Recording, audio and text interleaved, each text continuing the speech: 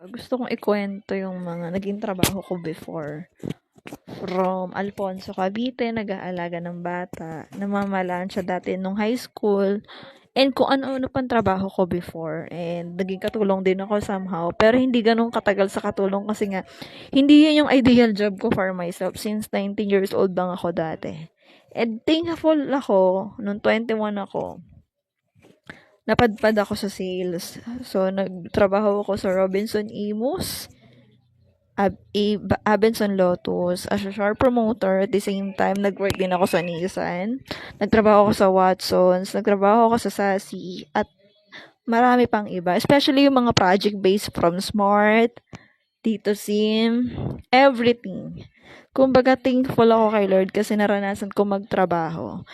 And you know what? Life goes on eh. Basta magtrabaho ka ng marangal, maghanap ka ng trabaho, maging productive ka everyday, magkaroon ka ng purpose sa buhay, okay na yon. And don't forget your health. Kasi ako, iniisip ko na yung health ko today. Yun lang. Thank you.